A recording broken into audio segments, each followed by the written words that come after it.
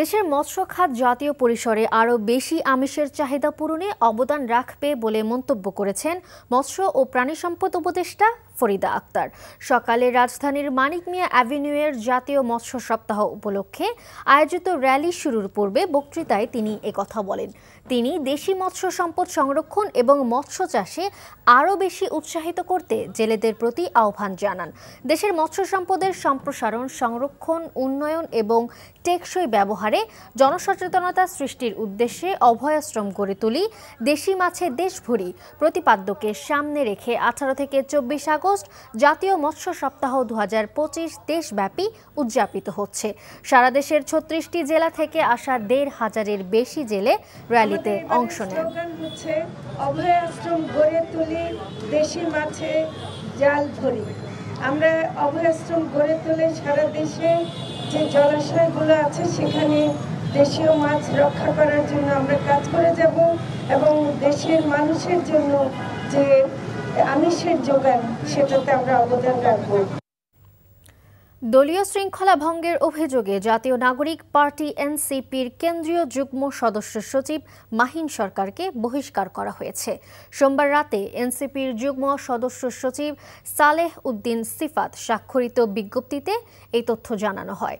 এছাড়া পরবর্তী নির্দেশ না দেওয়া পর্যন্ত বহিষ্কারাদেশ বহাল থাকবে বলেও বিজ্ঞপ্তিতে উল্লেখ করা হয়েছে। এদিকে ঢাকা বিশ্ববিদ্যালয় কেন্দ্রীয় ছাত্র সংসদ ডাকসু নির্বাচনে স্বতন্ত্র প্যানেল থেকে সাধারণ সম্পাদক পদে প্রতিদ্বন্দ্বিতা করছেন মাহিন সরকার। জুলাই গণঅভ্যুত্থানের সময় তিনি বৈষম্য বিরোধী ছাত্র আন্দোলনের সমন্বয়ক হিসেবেও সক্রিয় ভূমিকা রাখেন। জাহাঙ্গীরনগর বিশ্ববিদ্যালয় কেন্দ্রীয় ছাত্র সংসদ জাকসু ও হল সংসদ নির্বাচনের মনোনয়নপত্র বিতরণের দ্বিতীয় ও শেষ দিন আজ সকাল 9টা থেকে শুরু হয়েছে মনোনয়নপত্র ফর্ম উত্তোলন ও জমা দেওয়ার কাজ। চলবে বিকেল 4টা পর্যন্ত। প্রথম দিনে জাকসু নির্বাচনের জন্য 47 জন ফর্ম নিলেও কেউ জমা দেননি। হল সংসদ নির্বাচনের জন্য যে 86 জন মনোনয়ন ফর্ম নিয়েছেন তাদের কয়েকজন জমাও দিয়েছেন। মনোনয়নপত্র যাচাই বাছাই করা হবে 21 আগস্ট থেকে 24 আগস্ট পর্যন্ত। 28 আগস্ট পর্যন্ত মনোনয়নপত্র প্রত্যাহার এবং প্রার্থীদের চূড়ান্ত তালিকা প্রকাশ করা হবে 29 আগস্ট। ঘোষিত তফসিল অনুযায়ী আগামী 11 সেপ্টেম্বর অনুষ্ঠিত হবে জাকসু নির্বাচন। 1.5 বছর আগে পণ্যবাহী জাহাজের পরীক্ষামূলক চলাচল সফলভাবে শেষ হলেও অনিশ্চয়তা কাটছে না রাজশাহীর সুলতানগঞ্জ নদী বন্দর নিয়ে। জাতীয় রাজস্ব বোর্ড ও নৌবন্দর কর্তৃপক্ষের মধ্যে টানাপোড়েনের কারণে পূর্ণাঙ্গ নৌবন্দর চালু হচ্ছে না দাবি করে ব্যবসায়ীরা বলছেন, বন্দরটি চালু হলে আমদানি রপ্তানিতে খরচ অনেক কমবে, সাশ্রয় হবে বৈদেশিক মুদ্রা। রাজশাহী থেকে শরীফুজ্জামান রয়েলের ক্যামেরায় শাম সাজুর রিপোর্ট। গত বছরের ফেব্রুয়ারিতে রাজশাহীর গোদাগাড়ী উপজেলার সুলতানগঞ্জ নৌবন্দর দিয়ে পরীক্ষামূলকভাবে ভারত বাংলাদেশের মধ্যে পণ্যবাহী জাহাজ চলাচল শুরু হয়। নদীপথে ভারতের মুর্শিদাবাদের ময়া বন্দরের সাথে রাজশাহীর সুলতানগঞ্জ নৌবন্দরের দূরত্ব মাত্র 16 কিলোমিটার। ফলে কম খরচে ভারতীয় পণ্য আনা নেওয়ার সুযোগ হওয়ায় আশাবাদী হন আমদানি রপ্তানিকারকরা। তবে কিছুদিন পরেই বন্ধ হয়ে যায় জাহাজ চলাচল। ফলে অনিশ্চিত হয়ে পড়েছে বন্দরের ভবিষ্যৎ। 45 টন পাথর আর 10টা গাড়ির ওজন, এই 55 টন যখন এই রাস্তাতে যাবে, রাস্তা অতি তাড়াতাড়ি ড্যামেজ হবে। এইটা কেন যে জানি না, আমাদের সুনজরে কেন আসে না। যতগুলো সংস্থা আছে তাদেরকে একত্রিত হয়ে যেখানে বৈদেশিক মুদ্রা এখানে সাশ্রয় হবে, সে কাজটা কেন করছে না এটা আমার এখনো জানা নাই। কয়লা, পাথর এবং ফ্লাই অ্যাশ আমরা সোনামসজিদ চাইতে কমপক্ষে 4 থেকে 500 টাকা পার টনে কম খরচে আমরা আমদানি করতে পারবো। বাংলাদেশ অভ্যন্তরীণ নৌ পরিবহন কর্তৃপক্ষ সুলতানগঞ্জ নৌবন্দর নিয়ে ইতিবাচক মত দিলেও সাড়া দিচ্ছে না জাতীয় রাজস্ব বোর্ড। তবে নৌ পরিবহন উপদেষ্টা বন্দরটি পরিদর্শন করে এনবিআর-এর সাথে টানাপোড়েন হবে না বলে আশ্বাস দিয়েছেন। আমাদের রাজস্ব বোর্ডও খুবই পজিটিভ, সম্মিলিতভাবে কাস্টমসকে নিয়ে কিভাবে কাজগুলা সামনের দিকে নেওয়া যায় সেদিকে আমরা চেষ্টা করব। বিশেষ করে এখনকার এনবিআর সেটআপে সেখানে তো আমি মনে করি না যে এই ধরনের কোনো টানাপোড়েন এখানে আছে। যদি থাকেও, ছিল, অতীতে থাকলেও এখন সেটা হবে না। সুলতানগঞ্জ নৌবন্দরটি চালু হলে একদিকে যেমন পণ্য আমদানি রপ্তানিতে খরচ কমে যাওয়ায় বাজারে ইতিবাচক প্রভাব পড়বে, অন্যদিকে স্থানীয়ভাবে বিপুল সংখ্যক মানুষের কর্মসংস্থানের সুযোগ হবে। Soumya Saju, NTV news, Rajshahi. চাঁদপুরের মতলব উত্তরে মেঘনা নদীর পার ঘেঁষে আবারও ড্রেজার দিয়ে অবাধে চলছে বালু উত্তোলন। এতে মারাত্মক হুমকির মুখে পড়েছে মেঘনা ধনাগোদা বন্যা নিয়ন্ত্রণ প্রকল্পের ৬৪ কিলোমিটার দীর্ঘ বেড়িবাঁধ। উপজেলার মেঘনা নদী এলাকার দশানী, সাতনল, নাসিরাকান্দি, বোরচর এলাকায় প্রকাশ্যে ড্রেজার দিয়ে বালু উত্তোলন করছে দুর্বৃত্তরা। স্থানীয়দের অভিযোগ, দীর্ঘদিন ধরেই এভাবে অবৈধভাবে বালু উত্তোলন করা হচ্ছে। বালু উত্তোলনের কিছু ভিডিও সামাজিক যোগাযোগ মাধ্যমে ছড়িয়ে পড়েছে। দ্রুত বালু উত্তোলন বন্ধ করে জড়িতদের বিরুদ্ধে ব্যবস্থা নেয়ার দাবি জানিয়েছেন স্থানীয়রা। অচিরেই যৌথ বাহিনীর অভিযান পরিচালনা করা হবে বলে জানিয়েছে প্রশাসন। দীর্ঘদিন ধরে সংস্কার না হওয়ায় কুমিল্লা নগরীতে প্রবেশের অধিকাংশ সড়ক ভেঙে চলাচল অনুপযোগী হয়ে পড়েছে। কাদা পানি আর খানাখন্দে ভরা সড়কে ঝুঁকি নিয়ে চলছে যানবাহন চালক ও যাত্রীরা। একই অবস্থা ভোলা পৌরসভার রাস্তাগুলোর। কুমিল্লা থেকে মাহফুজ নান্টু ও ভোলা থেকে আফজাল হোসেনের পাঠানো তথ্য ছবিতে আহমেদ শরীফের ডেস্ক রিপোর্ট। শাসনগাছা আলেখার চর সড়ক। কুমিল্লা নগরীতে প্রবেশের অন্যতম এই সড়কটির অন্তত ২ কিলোমিটার অংশ ভেঙে চলাচল অনুপযোগী হয়ে আছে। সড়কটির দুই পাশে কাদা পানি, মাঝখানে বড় বড় গর্ত। এই সড়কটি দিয়ে চলাচল করা চালকরা জানান, ভাঙা সড়কটির কারণে প্রতিনিয়ত দুর্ঘটনা ঘটছে, বিকল হয়ে যাচ্ছে যানবাহনের যন্ত্রাংশ। একই অবস্থা শাসনগাছা বুড়িচং সড়কটিরও। গেল বছরের বন্যার পর সড়কটিতে কোনো সংস্কার হয়নি। নগরীর উত্তর পশ্চিমের মতো দক্ষিণের অবস্থাও ভালো না। ইপিজেড সড়ক, বাকরাবাদ ও বালুতুপা এলাকাতেও সড়কের বেহাল দশা। টমসম ব্রিজ থেকে কোটবাড়ি সড়কটি এখন পথচারীদের জন্য যেন গলার কাটা। কোনোরকম একদিন চালান যায় আর কি, কষ্ট মষ্ট করে যায়।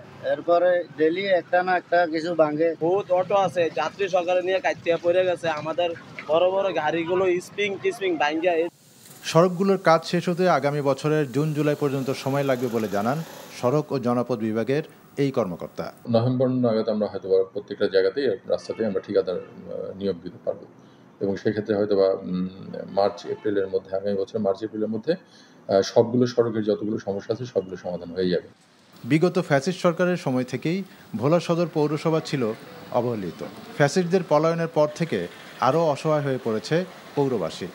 পৌর এলাকায় প্রায় সব রাস্তা চলাচলের অযোগ্য, রিক্সা কিংবা যানবাহন চলাচল ঝুঁকিপূর্ণ হয়ে পড়েছে। ড্রেনেজ ব্যবস্থা না থাকায় লিঙ্ক রোডগুলোতে সামান্য বৃষ্টিতেই দেখা দেয় জলাবদ্ধতা। এখানে প্রায় দুর্ঘটনার শিকার হচ্ছে যাত্রীরা, গর্ভধারী মা বোনরা যাচ্ছে এখান দিয়ে, খুবই সমস্যা। পাশে স্কুল আছে, স্কুলের পাশে বাচ্চারা যেতে পারে, দুর্ঘটনার শিকার হয় প্রতিনিয়ত।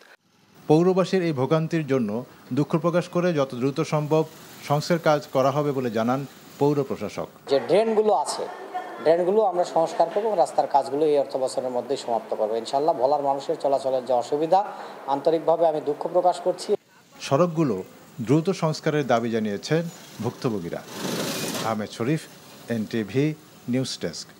সেপ্টেম্বরের সংযুক্ত আরব আমিরাতে অনুষ্ঠিত হতে যাওয়া এশিয়া কাপে ম্যাচ পরিচালনা করবেন দুই বাংলাদেশি আম্পায়ার মাসুদুর রহমান মুকুল ও গাজী সোহেল। গত এশিয়া কাপেই দারুণ আম্পায়ারিং করে নজর কেড়েছিলেন মাসুদুর রহমান মুকুল। বাংলাদেশের অভিজ্ঞ এই আম্পায়ারকে দেখা যাবে এই আসরেও। এশিয়া কাপের পর চীনে বসবে এশিয়ান গেমসের আসর। সেখানে দায়িত্ব পালনের জন্য বেছে নেওয়া হয়েছে মাসুদুর রহমান মুকুলকে। এশিয়া কাপে দায়িত্ব পালনের পর মুকুল সরাসরি চলে যাবেন চীনে। এছাড়াও গত আসরে মুকুলের সঙ্গী থাকা গাজী সোহেল এবারও থাকছেন এই আসরে। আগামী ৯ সেপ্টেম্বর শুরু হবে এশিয়ার শ্রেষ্ঠত্বের লড়াই। ২১ আগস্ট গ্রেনেড হামলা মামলায় মৃত্যুদণ্ডপ্রাপ্ত সাবেক স্বরাষ্ট্র প্রতিমন্ত্রী লুৎফুজ্জামান বাবর ও যাবজ্জীবন দণ্ডপ্রাপ্ত বিএনপির ভারপ্রাপ্ত চেয়ারম্যান তারেক রহমান সহ সব আসামিকে খালাস দিয়ে হাইকোর্টের রায়ের বিরুদ্ধে রাষ্ট্রপক্ষের আপিলের ওপর শুনানি চলছে। সকালে প্রধান বিচারপতি সৈয়দ রেফাত আহমেদের নেতৃত্বাধীন আপিল বেঞ্চে তৃতীয় দিনের এই শুনানি শুরু হয়।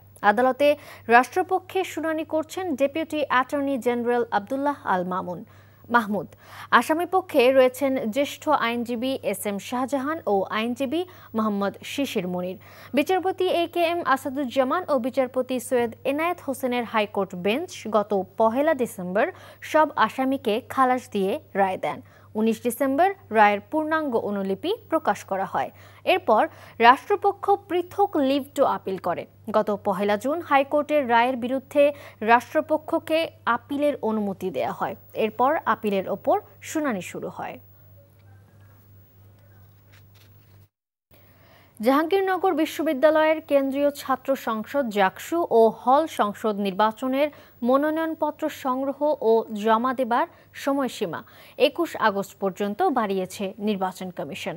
জাকসু নির্বাচনের প্রধান নির্বাচন কমিশনার অধ্যাপক ডক্টর মোহাম্মদ মনিরুজ্জামান জানান, শিক্ষার্থীদের আবেদনের প্রেক্ষিতে কমিশনের জরুরি বৈঠকে এই সিদ্ধান্ত নেওয়া হয়েছে। এদিকে দ্বিতীয় দিনের মতো আজ সকাল 9টা থেকে শুরু হয়েছে মনোনয়নপত্র সংগ্রহ ও জমা দেওয়ার কাজ। চলবে বিকেল 4টা পর্যন্ত। প্রধান নির্বাচন কমিশনার অধ্যাপক ডক্টর মোহাম্মদ মনিরুজ্জামান বলেছেন, মনোনয়নপত্র যাচাই বাছাই করা হবে 21 আগস্ট থেকে 24 আগস্ট পর্যন্ত। 28 আগস্ট পর্যন্ত মনোনয়নপত্র প্রত্যাহার এবং প্রার্থীদের চূড়ান্ত তালিকা প্রকাশ করা হবে 29 আগস্ট। আগামী 11 সেপ্টেম্বর অনুষ্ঠিত হবে জাকসু নির্বাচন। বরিশাল শেরেবাংলা মেডিকেল কলেজ হাসপাতালে চলছে তৃতীয় দিনের মতো ইন্টার্ন চিকিৎসকদের কর্মবিরতি। কর্মস্থলে নিরাপত্তা নিশ্চিত এবং চিকিৎসকদের উপর হামলাকারীদের গ্রেপ্তার দাবিতে রোববার থেকে এই লাগাতার কর্মবিরতি পালন করছে তারা। ধর্মঘটের ফলে গত 3 দিন ধরে হাসপাতালের চিকিৎসা সেবা মারাত্মকভাবে ব্যাহত হচ্ছে। সঠিক চিকিৎসা পাচ্ছে না রোগীরা। ইনডোর আউটডোর সব জায়গাতেই বিরাজ করছে একই পরিস্থিতি।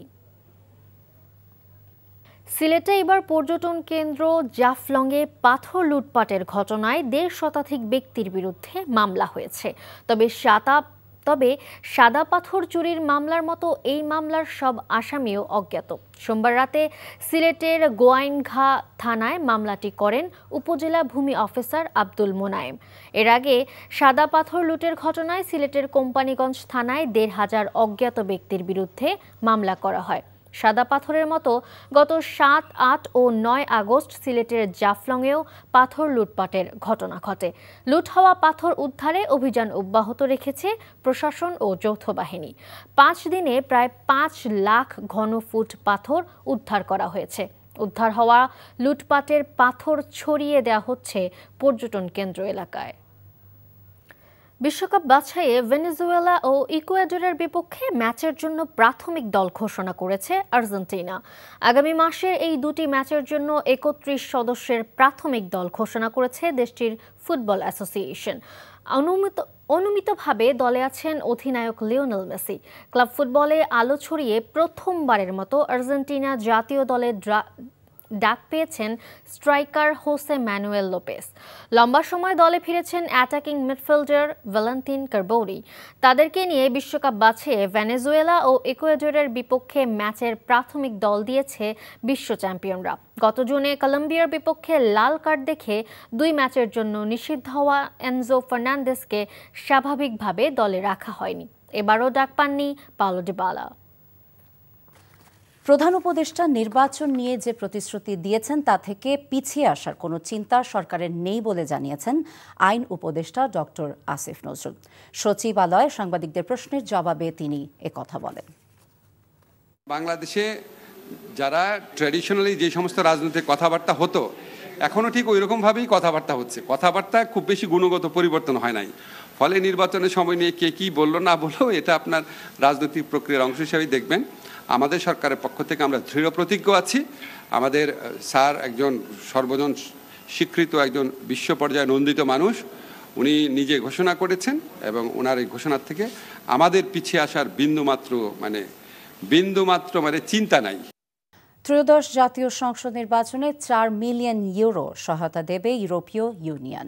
প্রধান নির্বাচন কমিশনার এম নাসির উদ্দিনের সাথে ইইউ প্রতিনিধি দলের বৈঠক শেষে একথা জানান ঢাকায় নিযুক্ত ইইউ এর রাষ্ট্রদূত মাইকেল মিলার। ইইউ প্রতিনিধি দলের 6 সদস্য প্রধান নির্বাচন কমিশনারের সাথে বৈঠক করেন।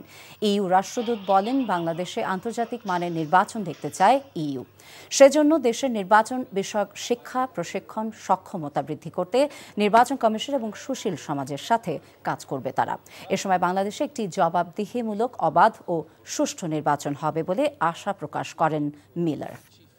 Specifically, I came today to announce to the Bangladesh Election Commission that the European Union will provide a support package in excess of €4 million to help Bangladesh run elections in line with international standards. 21 August grenade হামলা মামলায় মৃত্যুদণ্ডপ্রাপ্ত সাবেক স্বরাষ্ট্র প্রতিমন্ত্রী লুৎফুজ্জামান বাবর এবং যাবজ্জীবন দণ্ডপ্রাপ্ত বিএনপির ভারপ্রাপ্ত চেয়ারম্যান তারেক রহমান সহ সব আসামিদের খালাস দিয়ে হাইকোর্টের রায়ের বিরুদ্ধে রাষ্ট্রপক্ষের আপিলের পরবর্তী শুনানি আগামীকাল পর্যন্ত মুলতবি করা হয়েছে। সকালে প্রধান বিচারপতি সৈয়দ রেফাত আহমেদের নেতৃত্বাধীন আপিল বেঞ্চে তৃতীয় দিনের এই শুনানি শুরু হয়। আদালতে রাষ্ট্রপক্ষের শুনানি করেন deputy attorney general Abdullah Al Mahmud. আসামিপক্ষের আইনজীবী হিসেবে ছিলেন এস.এম. শাহজাহান এবং অ্যাডভোকেট মোহাম্মদ শিশির মনির। বিচারপতি এ.কে.এম. আসাদুজ্জামান এবং বিচারপতি সৈয়দ এনায়েত হোসেনের হাইকোর্ট বেঞ্চ গত 1 ডিসেম্বর সব আসামিকে খালাস দিয়ে রায় দেন। 19 ডিসেম্বর রায়ের পূর্ণাঙ্গ অনুলিপি প্রকাশ করা হয়। এরপর রাষ্ট্রপক্ষ পৃথক লিভ টু অ্যাপিল করে। গত 1 জুন হাইকোর্টের রায়ের বিরুদ্ধে রাষ্ট্রপক্ষকে আপিলের অনুমতি দেওয়া হয়। এরপর আপিলের ওপর শুনানি শুরু হয়। ভোটাররা যেন নির্বিঘ্নে ভোট কেন্দ্রে আসতে পারে সেই পরিবেশ নিশ্চিত করার জন্য সরকারের প্রতি আহ্বান জানিয়েছেন বিএনপির সিনিয়র যুগ্ম মহাসচিব রুহুল কবির রিজভী। দুপুরে জাতীয়তাবাদী স্বেচ্ছাসেবক দলের 45তম প্রতিষ্ঠা বার্ষিক উপলক্ষে বিএনপির প্রতিষ্ঠাতা শহীদ প্রেসিডেন্ট জিয়াউর রহমানের সমাধিতে শ্রদ্ধা নিবেদন শেষে তিনি এই আহ্বান জানান। বিগত সরকারের আমলে রাজনৈতিক উদ্দেশ্য প্রণোদিত হয়ে যেসব ভোট কেন্দ্র তৈরি করা হয়েছিল সেগুলো বাতিলের দাবি জানান তিনি। ডাকসু নির্বাচনে মব সৃষ্টি করে ছাত্রদলকে মনোনয়ন ফর্ম নিতে বাধা সৃষ্টি করা হচ্ছে বলে অভিযোগ করেন। এই বিষয়ে ব্যবস্থা নেওয়ারও দাবি জানান বিএনপির এই নেতা। বলেন, ছাত্রদলকে নির্বাচনে অংশ নিতে না দেওয়ার জন্যই এসব মব সৃষ্টি করা হচ্ছে। এই ডাকসু নির্বাচনে মনোনয়ন ফর্ম যাতে ছাত্রদল কিনতে না পারে, এই কারণে সেখানে মব তৈরি করে বাধা দেওয়া হচ্ছে। আজকে ডক্টর ইউনূস সাহেবের সরকার ক্ষমতায় থাকতে এই পরিস্থিতি কেন হবে? কেন হবে মহল্লায় মহল্লায়? কেন হবে গ্রামে গ্রামে, জেলায় জেলায়? আজকে আইন বহির্ভূতভাবে সেখানে মব সংস্কৃতি, সেখানে উশৃঙ্খল জনতা তারা কেন নিজের হাতে আইন তুলে নেবে? কারণ আজকে আইন প্রয়োগ ঠিক মতো হচ্ছে, এই কারণেই বেআইনি কর্মকাণ্ড আজকে হচ্ছে। জুলাই সনদের যে খসড়া রাজনৈতিক দলগুলোর কাছে পাঠানো হয়েছে সেখানে এমন কিছু বিষয়ের সন্নিবেশ করা হয়েছে যেগুলোতে রাজনৈতিক দলগুলো একমত হতে পারেনি বলে মন্তব্য করেছেন বিএনপির স্থায়ী কমিটির সদস্য সালাউদ্দিন আহমেদ। রাজধানীতে নিজ বাসভবনে সাংবাদিকদের সাথে আলাপকালে তিনি এমন মন্তব্য করেন। এখানে 84টা দফা, 84টা বিষয়ে জাতীয় ঐকমত্য কিভাবে প্রতিষ্ঠিত হলো তার বর্ণনা আছে এবং কোন কোন বিষয়ে জাতীয় ঐকমত্য প্রতিষ্ঠিত হলো সে বিষয়ে বলা আছে। এই বিষয়ে আমি বিস্তারিত বলতে চাই না, কারণ এই 84টা দফার মধ্যে কম বেশি সব দফাতে আলোচনা হয়েছে। কিছু কিছু বিষয়ে আলোচনা হয়নি, অথচ এই দলিল অন্তর্ভুক্ত করা হয়েছে। সেগুলো আমরা ফাইন্ড আউট করব, চিহ্নিত করে আমাদের মতামত দেব। কিছু কিছু বিষয়ে যেভাবে আমরা সম্মত হয়েছি সেই ভাষার মধ্যে কিছু অসামঞ্জস্যতা আছে, সেটাও আমরা সংশোধন করে আমাদের পক্ষ থেকে দেব। অনেকটা উৎসব মুখর পরিবেশে চলছে ডাকসু নির্বাচনী কার্যক্রম। 28টি পদে মনোনয়ন ফর্ম সংগ্রহের শেষ দিনে বিকেল 4টা পর্যন্ত ফর্ম সংগ্রহ করেছেন 70 জন প্রার্থী আর জমা দিয়েছেন 80 জন। এদিকে নির্বাচনে পূর্ণাঙ্গ প্যানেল ঘোষণা করেছে বাম গণতান্ত্রিক ছাত্রজোট।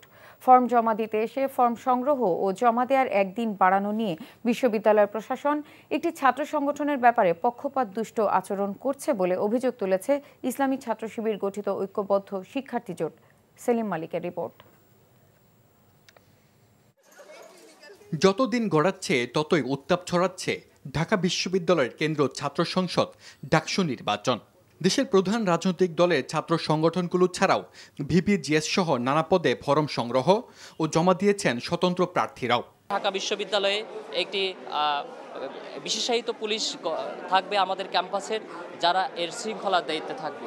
ঢাকা বিশ্ববিদ্যালয়ের যে বহিরাগত যান চলাচল আছে সেটাকে একটু নির্দিষ্ট নিয়মের মধ্যে নিয়ে আসা। নির্বাচনে পূর্ণাঙ্গ প্যানেল ঘোষণা করেনি ছাত্রদল, যদিও দলটির অনেকেই ইতোমধ্যে মনোনয়ন ফরম জমা দিয়েছে। দেশনায়ক জনাব তারেক রহমান আমাদের সাংগঠনিক অভিভাবক, তিনি আমাদেরকে ফর্ম উত্তোলন করার নির্দেশনা দিয়েছেন। সেই জন্য আমরা আজকে ফর্ম উত্তোলন করেছি এবং আমাদের সকলের ডাটা আমাদের দেশনায়ক জনাব তারেক রহমান নিচ্ছে। অতি শীঘ্রই আপনারা প্যানেল দেখতে পাবেন। পূর্ণাঙ্গ প্যানেল নিয়ে ফরম জমা দিয়েছে ইসলামী ছাত্র শিবির। এ সময় নির্বাচন ঘিরে প্রশাসনের পক্ষপাতের অভিযোগ তোলে ছাত্র সংগঠনটি।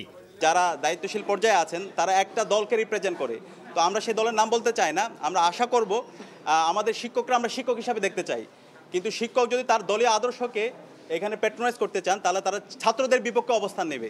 আমরা অনুরোধ করব, শিক্ষকরা আমরা সবসময় শ্রদ্ধা করি, শিক্ষক আমাদের শ্রদ্ধাবান শিক্ষকরা তাদের শ্রদ্ধার জায়গাটা তারা রক্ষা করবে।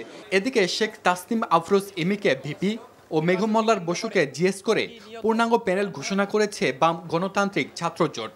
৭১-এর যে গণহত্যাকারী শক্তি, সেই গণহত্যাকারী শক্তি যাতে এই ক্যাম্পাসে পুনর্বাসিত হতে না পারে, তারা যেন কালকে আমাদের এখানে আদিবাসীদের, নারীদের, ধর্মীয় সংখ্যালঘুদের অধিকার হরণ করতে না পারে, তা নিশ্চিত করার জন্য আমাদের যে লড়াই, সেই লড়াইও জারি থাকবে। বুধবার বিকেল ৫টা পর্যন্ত ডাকসু নির্বাচনের মনোনয়ন ফরম জমা দিতে পারবেন প্রার্থীরা, আর নির্বাচন অনুষ্ঠিত হবে ৯ সেপ্টেম্বর। সেলিম মালিক, এনটিভি নিউজ, ঢাকা। ৮ দফা দাবিতে রাজশাহী বিশ্ববিদ্যালয়ে পূর্ণ দিবস কর্মবিরতি ও অবস্থান ধর্মঘট পালন করেছেন শিক্ষক, কর্মকর্তা ও কর্মচারীরা। সকাল 10টা থেকে 5টা পর্যন্ত বিশ্ববিদ্যালয়ের প্রশাসনিক ভবনের গেটে অবস্থান নিয়ে এই কর্মসূচি পালনকালে শিক্ষক, কর্মকর্তা ও কর্মচারীরা তাদের দাবির পক্ষে যুক্তি তুলে ধরে বক্তব্য রাখেন। কর্মসূচি পালনকালে বিশ্ববিদ্যালয়ের সব ধরনের কার্যক্রম বন্ধ ছিল। অবস্থান ধর্মঘট পালনকালে শিক্ষকরা জানান, ঢাকা বিশ্ববিদ্যালয় সহ অন্যান্য বিশ্ববিদ্যালয়ের প্রাতিষ্ঠানিক সুবিধা চালু রয়েছে। এই সুবিধার মধ্যে অন্যতম হল ভর্তি পরীক্ষায় পাশ করা সাপেক্ষে শিক্ষক, কর্মকর্তা ও কর্মচারীদের সন্তানদের বিশ্ববিদ্যালয়ে ভর্তির অনুমতি দান। তাদের প্রশ্ন, রাজশাহী বিশ্ববিদ্যালয়ের ক্ষেত্রে কেন এই প্রথা চালু হবে না? জাতীয়তাবাদী স্বেচ্ছাসেবক দলের ৪৫তম প্রতিষ্ঠা বার্ষিকী উপলক্ষে দেশের বিভিন্ন স্থানে বর্ণাঢ্য শোভাযাত্রা ও আলোচনা সভার আয়োজন করা হয়েছে। দুপুরে ময়মনসিংহ স্বেচ্ছাসেবক দলের ব্যানারে ফুলবাড়িয়া, পাগলা, গফরগাঁও, ত্রিশাল ও ভালুকা সহ বিভিন্ন উপজেলায় বর্ণাঢ্য শোভাযাত্রা ও আলোচনা সভার আয়োজন করা হয়। সকাল থেকে মিছিল নিয়ে নগরীর টাউন হল মাঠে হাজির হয় তারা। নাটোরে শোভাযাত্রা ও সমাবেশের মাধ্যমে জাতীয়তাবাদী স্বেচ্ছাসেবক দলের ৪৫তম প্রতিষ্ঠা বার্ষিকী উদযাপন করা হয়েছে। এ সময় বিএনপির কেন্দ্রীয় নেতা ও সাবেক মন্ত্রী রুহুল কুদ্দুস তালুকদার দুলু উপস্থিত ছিলেন। জাতীয়তাবাদী স্বেচ্ছাসেবক দলের ৪৫তম প্রতিষ্ঠা বার্ষিকী ঘিরে বর্ণাঢ্য র্যালি হয়েছে কুষ্টিয়ায়। এ সময় বিএনপির জাতীয় নির্বাহী কমিটির স্থানীয় সরকার বিষয়ক সম্পাদক ও সাবেক সংসদ সদস্য অধ্যক্ষ সোহরাবউদ্দিন বক্তব্য রাখেন। এদিকে জয়পুরহাট, নেত্রকোনা, কুমিল্লা, গোপালগঞ্জ সহ দেশের বিভিন্ন স্থানে স্বেচ্ছাসেবক দলের প্রতিষ্ঠা বার্ষিকী পালন করা হয়। নওগাঁর নিয়ামতপুরে বিএনপির ভারপ্রাপ্ত চেয়ারম্যান তারেক রহমান ঘোষিত রাষ্ট্র কাঠামো মেরামতে ৩১ দফা বাস্তবায়নে লিফলেট বিতরণ, গণসংযোগ ও পথসভা করেছে উপজেলা বিএনপি। দুপুরে নিয়ামতপুর উপজেলার ছাত্রাবাজার এলাকায় লিফলেট বিতরণ, গণসংযোগ ও পথসভায় প্রধান অতিথি হিসেবে বক্তব্য রাখেন উপজেলা বিএনপির সাধারণ সম্পাদক মোস্তাফিজুর রহমান। এ সময় তার সাথে উপজেলা বিএনপি, যুবদল ও ছাত্রদলের নেতারা উপস্থিত ছিলেন। চট্টগ্রাম বিশ্ববিদ্যালয়ে চালু হয়েছে ইলেকট্রিক কার সেবা। সকালে বিশ্ববিদ্যালয়ের 0 পয়েন্টে উপাচার্য অধ্যাপক ডক্টর মোহাম্মদ ইয়াহিয়া আক্তার নিজে একটি কার চালিয়ে এ সেবার উদ্বোধন করেন। এ সময় জানানো হয়, পরিবেশ বান্ধব ও আধুনিক যাত্রী সেবা নিশ্চিত করতে প্রাথমিকভাবে 6টি ইলেকট্রিক কার চালু করা হয়েছে। পর্যায়ক্রমে আনা হবে আরও 20টি ই কার। প্রতিটি ই কারে 12 থেকে 15 জন যাত্রী বসতে পারবেন। দূরত্ব বিবেচনায় বিশ্ববিদ্যালয়ের অভ্যন্তরে পরিবহনগুলোতে সেবা নেয়ার ক্ষেত্রে গুনতে হবে 5 থেকে 20 টাকা ভাড়া।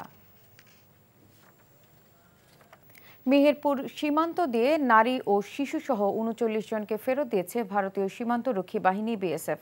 দুপুরে গাংনী উপজেলার কাজীপুর সীমান্তের ১৪৭ নম্বর মেইন পিলারের কাছ দিয়ে পতাকা বৈঠকের মাধ্যমে তাদের হস্তান্তর করা হয়। বিজিবি জানিয়েছে, ফেরত আসা সবাই বাংলাদেশের বিভিন্ন জেলার বাসিন্দা। তারা ভারতে অবস্থান করছিলেন। তাদেরকে আটক করে পতাকা বৈঠকের মাধ্যমে বিজিবির কাছে হস্তান্তর করেছে বিএসএফ।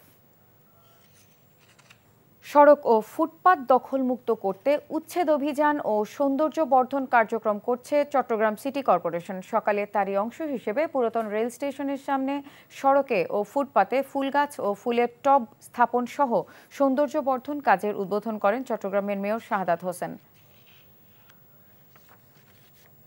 রাজনৈতিক দলগুলো যাই বলুক না কেন, প্রধান উপদেষ্টার প্রতিশ্রুত সময়ে জাতীয় সংসদ নির্বাচন হবে। আইন উপদেষ্টা ডক্টর আসিফ নজরুল সচিবালয়ে সাংবাদিকদের এ কথা বলেন। আর আগারগাঁওয়ে নির্বাচন ভবনে ইউরোপীয় ইউনিয়নের রাষ্ট্রদূত মাইকেল মিলার বলেন, নির্বাচন আন্তর্জাতিক মানদণ্ডে করতে 4 মিলিয়ন ইউরো সহায়তা দেবে সংস্থাটি। নিয়ামুল আজিজ সাদেকের রিপোর্ট। আগামী বছরের শুরুতে নির্বাচন সুষ্ঠু ও সংশ্লিষ্ট ব্যক্তিদের দায়বদ্ধ করতে চায় ইউরোপীয় ইউনিয়ন। এজন্য প্রাথমিকভাবে তারা মাঠ পর্যায়ের কর্মকর্তাদের প্রশিক্ষণ, ভোটারদের সচেতনতা, স্থানীয় পর্যবেক্ষক সংস্থাগুলোর দক্ষতা বৃদ্ধির পাশাপাশি অপতথ্য রোধে বেশ কিছু পদক্ষেপ নেবে। নির্বাচন কমিশনারদের সঙ্গে আলোচনা শেষে মাইকেল মিলার বলেন, নির্বাচনের কার্যকরী পরিবেশ তৈরিতে কারিগরি সহায়তাও দেবে ইইউ।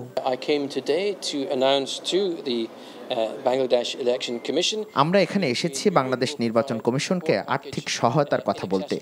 ইউরোপীয় ইউনিয়ন বাংলাদেশের জাতীয় নির্বাচনকে আন্তর্জাতিক মানের করতে 40 লাখ ইউরো দেবে।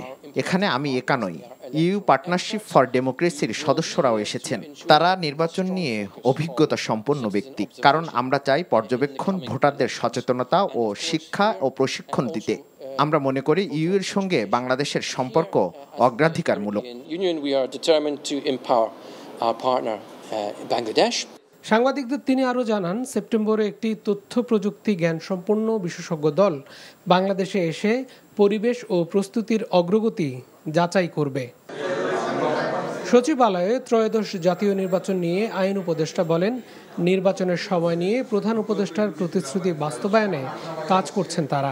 বাংলাদেশে যারা ট্র্যাডিশনালি যে সমস্ত রাজনৈতিক কথাবার্তা হতো, এখনও ঠিক ওই রকমভাবেই কথাবার্তা হচ্ছে। কথাবার্তা খুব বেশি গুণগত পরিবর্তন হয় নাই। ফলে নির্বাচনের সময় নিয়ে কে কী বললো না বললো, এটা আপনার রাজনৈতিক প্রক্রিয়ার অংশ হিসেবেই দেখবেন। আমাদের সরকারের পক্ষ থেকে আমরা দৃঢ় প্রতিজ্ঞ আছি। ওনার এই ঘোষণার থেকে আমাদের পিছিয়ে আসার বিন্দুমাত্র চিন্তা নাই। নির্বাচনের সময় নিয়ে দলগুলোর কথা শুধু রাজনৈতিক বলে মন্তব্য করেন উপদেষ্টা। Niamul Aziz Sadek, NTV news, Dhaka. BNP মহাসচিব মির্জা ফখরুল ইসলাম আলমগীর বলেছেন, পিআর পদ্ধতিতে নির্বাচনের পক্ষে নয় তার দল। সন্ধ্যায় থাইল্যান্ডের 7 দিনের চিকিৎসা শেষে দেশে ফিরে হযরত শাহজালাল আন্তর্জাতিক বিমানবন্দরে পৌঁছে গণমাধ্যমে এ মন্তব্য করেন। তিনি বলেন, রাজনৈতিক ও অর্থনৈতিক মুক্তির জন্য জাতীয় নির্বাচনের কোনো বিকল্প নেই। দেশের মানুষ নির্বাচন চায়, সংকট নিরসনের একমাত্র পথ দ্রুত নির্বাচন। যারা সংস্কার চাচ্ছে সেটা তাদের দলের ব্যাপার। ডাকসু নির্বাচন নিয়ে তিনি বলেন, সকলের অংশগ্রহণে সুষ্ঠু ও সুন্দরভাবে এই নির্বাচন সম্পন্ন হোক, এটাই সবার প্রত্যাশা। পিআর পদ্ধতি এই দেশের মানুষ ইউজ না, তারা বোঝেও না, তারা ঠিকমতো জানেও না। কোনোদিন এটা ইভিএম আজকে কতদিন চেষ্টা করে ইভিএম বাদ দিতে হয়েছে, আর পিআর পদ্ধতি তো আমরা ইউজ না কোনোদিন। এটা প্রশ্নই উঠতে পারে না। দ্যাটস নট অ্যাডাল্ট ফ্র্যাঞ্চাইজ, মানে ডাইরেক্ট যে গণতন্ত্রের যে অধিকার আমার, সেই অধিকারটা তো সেখানে বিঘ্নিত হয়। নির্বাচনের আগে সংস্কার, জুলাই হত্যাকাণ্ডের বিচার হওয়া সহ 3 দফা দাবি জানিয়েছে ইসলামী আন্দোলন বাংলাদেশ। বিকেলে রাজধানী বায়তুল মোকাররমের সামনে দলটির ঢাকা মহানগর উত্তর ও দক্ষিণ কর্তৃক আয়োজিত এক বিক্ষোভ সমাবেশে নেতারা এ দাবি জানান।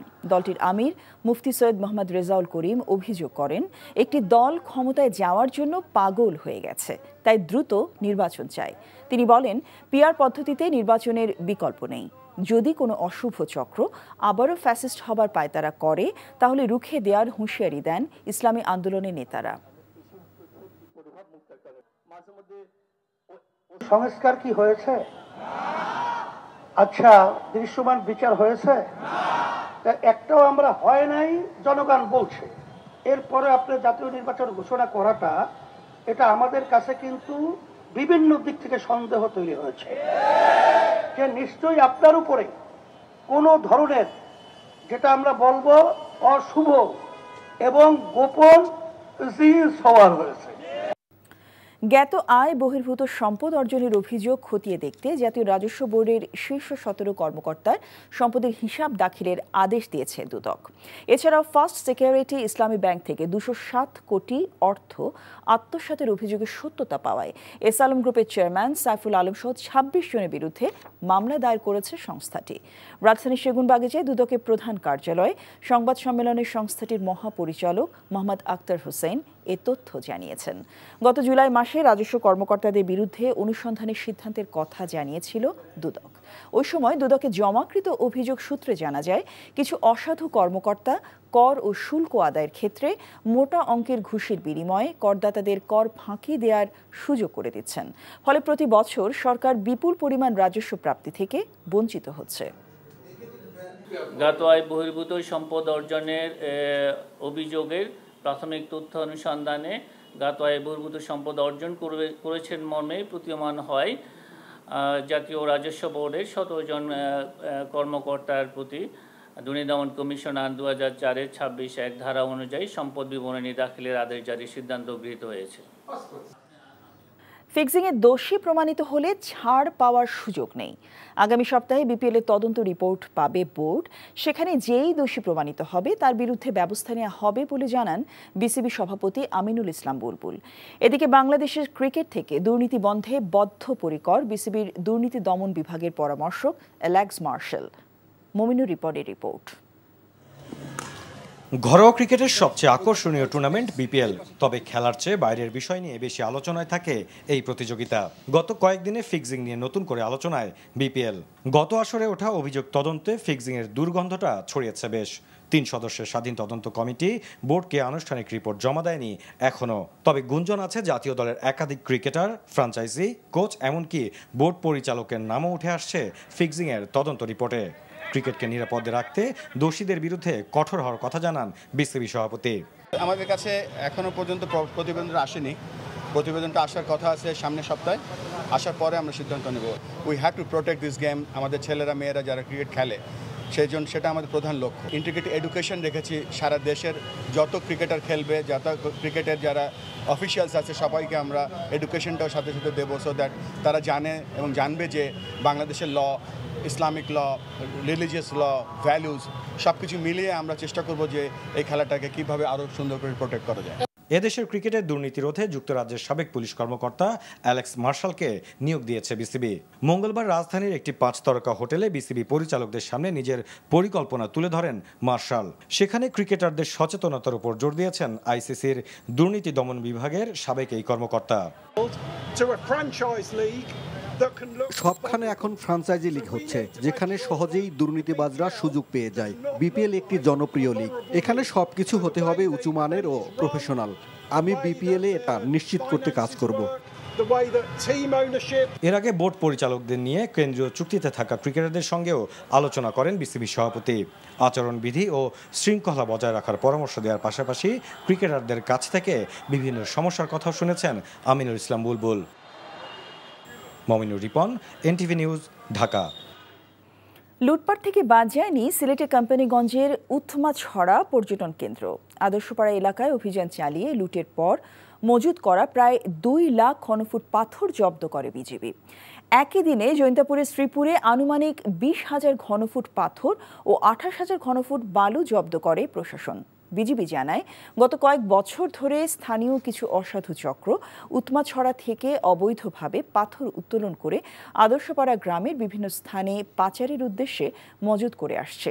সীমান্তবর্তী এলাকায় কঠোর নজরদারির অংশ হিসেবে দুপুরে এসব এলাকায় অভিযান পরিচালনা করা হয়। এ সময় প্রায় 2 লাখ ঘনফুট পাথর জব্দ করা হয় বলে জানিয়েছেন বিজিবির অধিনায়ক লেফটেন্যান্ট কর্নেল মোহাম্মদ নাজমুল হক। এর আগে সকালে প্রশাসন ও আইনশৃঙ্খলা বাহিনীর উপস্থিতিতে জৈন্তাপুর উপজেলার রাংপানি নদীতে জব্দ করা প্রায় 20,000 পাথর পুনঃস্থাপন করে প্রশাসন। জব্দকৃত প্রায় 28,000 ঘনফুট বালু উন্মুক্ত নিলামে বিক্রি করা হয়। জৈন্তাপুর উপজেলা নির্বাহী কর্মকর্তা জর্জ মিত্র চাকমার নেতৃত্বে অভিযানে উপস্থিত ছিলেন স্থানীয় প্রশাসনের এসিল্যান্ড, পুলিশ ও বিজিবি সদস্যরা। জড়িতদের বিরুদ্ধে তদন্তপূর্বক মামলা দায়ের করা হবে বলে জানিয়েছে উপজেলা প্রশাসন। প্রথম বাংলাদেশি বংশোদ্ভূত মার্কিন বিচারক সোমা সাঈদ এবার New York Queens County Supreme কোর্টের বিচারপতি হবার পথে রয়েছেন। এনটিভি নিউ ইয়র্ক প্রতিনিধি ফরিদ আলম জানান, নিউ ইয়র্কের কুইন্স কাউন্টি সুপ্রিম কোর্টের বিচারপতি হিসেবে সোমা সাঈদকে মনোনীত করেছে ডেমোক্রেটিক পার্টি। আগামী 4 নভেম্বর নির্বাচন অনুষ্ঠিত হবে। সোমবার জ্যাকসন হাইটসের একটি পার্টি হলে মিট দ্য প্রেস অনুষ্ঠানের আয়োজন করে সোমা সাঈদের প্রতি সমর্থন ঘোষণা করে বাংলাদেশি কমিউনিটি। অনুষ্ঠানে বক্তারা সবাই সোমা সাঈদকে বাংলাদেশের গর্ব উল্লেখ করে তাকে ভোট দেওয়ার আহ্বান জানান। 2021 সালে কুইন্স কাউন্টি থেকে নিউ ইয়র্ক সিটি সিভিল কোর্টের বিচারক নির্বাচিত হয়ে ইতিহাস সৃষ্টি করেন টাঙ্গাইলের Soma Saeed. Please support all of us. Please support our friend here, Eve Chip Gullergan, whoever lives in her district, and make it history in 2025. And I'm excited to be the first Bangladeshi American and also a first Muslim judge from Queens. যৌক্তিক কারণেই উপজেলা পর্যায়ে mini স্টেডিয়ামে নির্মাণ ব্যয় বেড়ে 53 লাখ টাকা থেকে 14 কোটি টাকা হয়েছে বলে জানিয়েছেন যুব ও ক্রীড়া মন্ত্রণালয় সচিব। জমি অধিগ্রহণ ও উন্নত মানের অবকাঠামো নির্মাণে ব্যয় বেড়েছে বলে জানান তিনি। অধিগ্রহণটা 2018-তে যখন ছিল তখন একটা রেট ছিল, বর্তমানে 2022-এর রেট শিডিউল অনুযায়ী পিডব্লিউডির কারণে এটার যৌক্তিকতা প্ল্যানিং কমিশন তারা একটা কমিটি গঠন করে দিয়েছে, অর্থ বিভাগ অনুমোদন করেছে এবং ওই কমিটি গঠন করা কমিটির রিকমেন্ডেশনের প্রেক্ষিতে কিন্তু এই প্রাইসটাকে বেড়েছে, প্রাইস এসকেলেশন যেটাকে আমরা বলি, অর্থ বৃদ্ধি বেড়েছে। সূর্যকুমার যাদবকে অধিনায়ক করে এশিয়া কাপের জন্য 15 সদস্যের দল ঘোষণা করেছে ভারত। 2024 সালের জুলাইয়ে সর্বশেষ আন্তর্জাতিক টি-20 খেলা শুভমান গিল দলে ফিরেছেন সহ অধিনায়ক হিসেবে। জায়গা হয়নি আরেক উদ্বোধনী ব্যাটার যশস্বী জয়সওয়ালের। চমকে দিয়েছে শ্রেয়াস আইয়ারের দল থেকে বাদ পড়ার সিদ্ধান্ত। গত জানুয়ারিতে ইংল্যান্ডের বিপক্ষে দ্বিপক্ষীয় সিরিজের পর এশিয়া কাপ দিয়ে টি-20তে ফিরবে ভারত। প্রথম পর্বে পাকিস্তান, ওমান ও আরব আমিরাতের সঙ্গে এ গ্রুপে প্রতিদ্বন্দ্বিতা করবে দলটি। 9 সেপ্টেম্বর এশিয়া কাপ শুরুর পরের দিন দুবাইয়ে আরব আমিরাতের মুখোমুখি হবে সূর্যকুমারের দল।